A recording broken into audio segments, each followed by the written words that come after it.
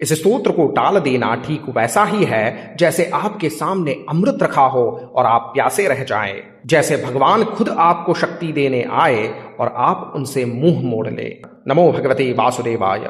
यह कोई साधारण स्तोत्र नहीं है, यह आपकी हिम्मत, बुद्धि और भाग्य को जगाने वाली दिव्य शक्ति है। जो इसे जानता है वो इसे कभी नहीं छोड़ता और जो इसे टालता है वो अक्सर बाद में पछताता है। इस दिव्य कार्तिकेय स्तोत्र की रचना स्वयं अगस्त्य ऋषि ने देवताओं की विजय के लिए की है। इस स्तोत्र का वर्णन स्कंद पुराण के काशी खंड के 25वें अध्याय में मिलता है। जो भी व्यक्ति अपने जीवन में साहस, विजय, ज्ञान, संतान सुख और शत्रुओं पर विजय प्राप्त करना चाहता है उसे कार्तिकेय भगवान की भक्ति अवश्य करनी चाहिए। और अगस्त्य मुनि द्वारा रचित यह चमत्कारी नमस्कार स्तुति से बढ़कर और क्या होगा। इस स्तुति को अंत तक पूर्ण रूप से सुने। ऐसे अवसर हर किसी के भाग्य में नहीं आते।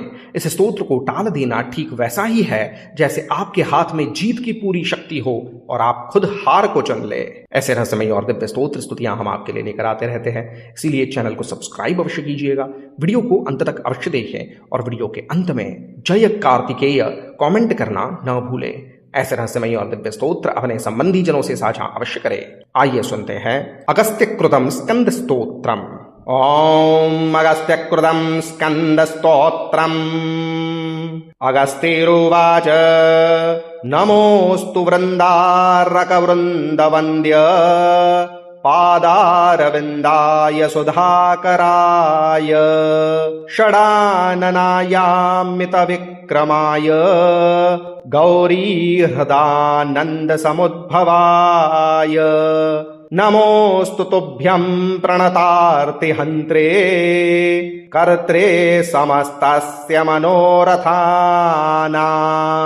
दात्रे रथानां परतारकस्य हन्त्रे प्रचण्डासुरतारकस्य अमूर्तमूर्ताय सहस्रमूर्तये गुणाय गुण्याय परात्पराय अपारपाराय परापराय नमोऽस्तु तुभ्यं शिखिवाहनाय नमोऽस्तु ते ब्रह्मविदाम्बराय दिगम्बरायाम्बरसंस्थिताय हिरण्यवर्णाय हिरण्यबाहवे नमो हिरण्याय हिरण्यरेतसे तपः स्वरूपाय तपोधनाय तपः फलानां प्रतिपादकाय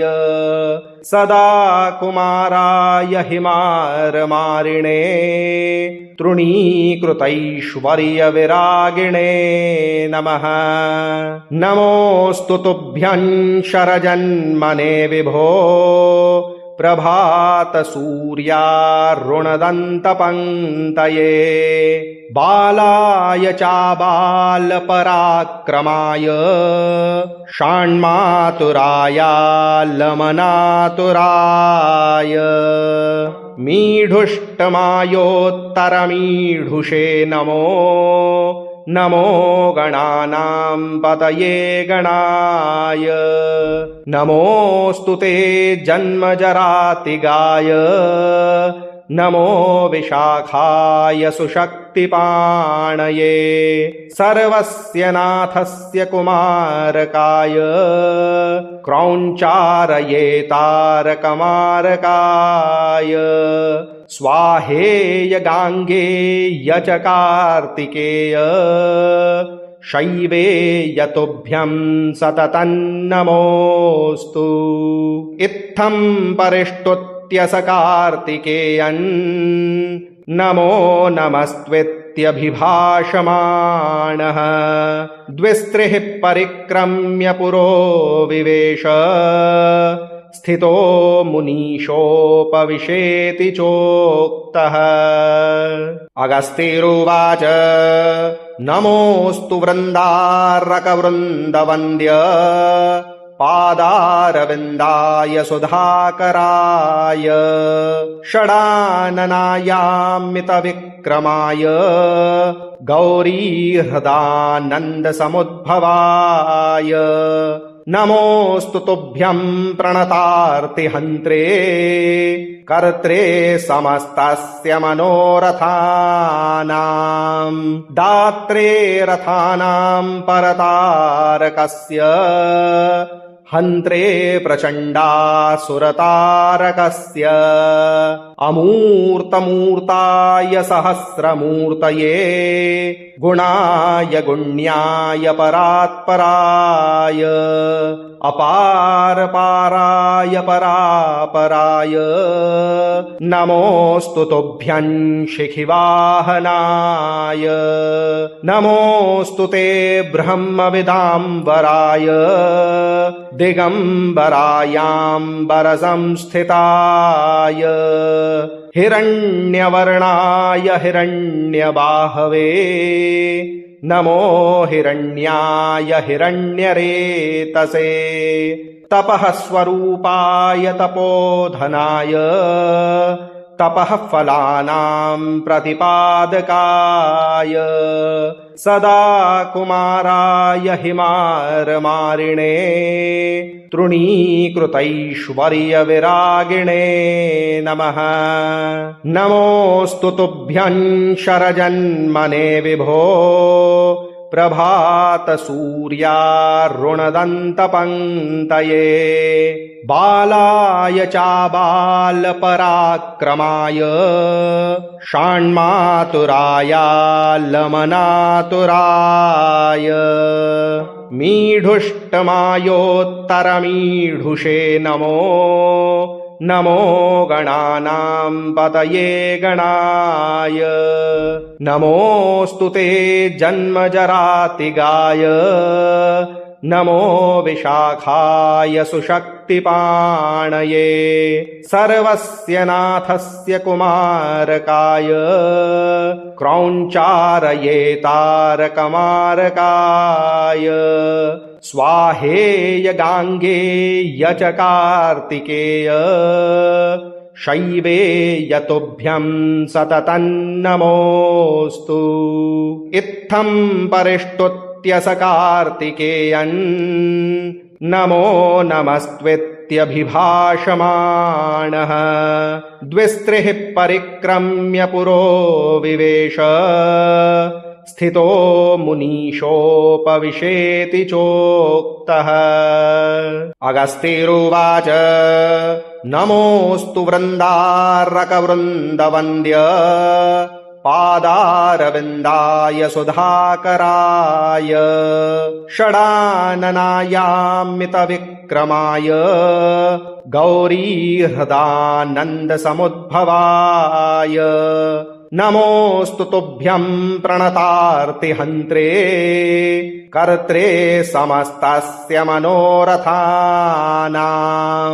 दात्रे रथानां परतारकस्य हन्त्रे प्रचण्डासुरतारकस्य अमूर्तमूर्ताय सहस्रमूर्तये गुणाय गुण्याय परात्पराय अपारपाराय परापराय नमोऽस्तु तुभ्यं शिखिवाहनाय नमोऽस्तु ते ब्रह्मविदाम्बराय दिगम्बरायाम्बरसंस्थिताय हिरण्यवर्णाय हिरण्यबाहवे नमो हिरण्याय हिरण्यरेतसे तपः स्वरूपाय तपोधनाय तपः फलानां प्रतिपादकाय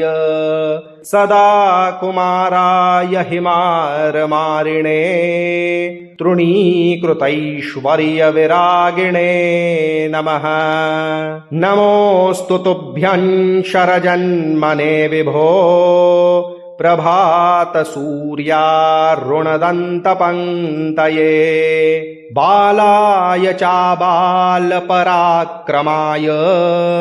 षाण्मातुरायालमनातुराय मीढुष्टमायोत्तरमीढुषे नमो नमो गणानां पतये गणाय नमोऽस्तु ते जन्मजरातिगाय नमो विशाखाय सुशक्तिपाणये सर्वस्य नाथस्य कुमारकाय क्रौञ्चारये तारकमारकाय स्वाहेय गाङ्गेय च कार्तिकेय शैवेय तुभ्यं सततं नमोऽस्तु इत्थं परिष्टुत्य स कार्तिकेयन् नमो नमस्त्वित्यभिभाषमाणः द्विस्त्रिः परिक्रम्य पुरो विवेश स्थितो मुनीशोपविशेति चोक्तः। ॐ श्रीस्कान्दपुराणे काशीखण्डे अगस्त्यकृतं स्कन्दस्तोत्रम्।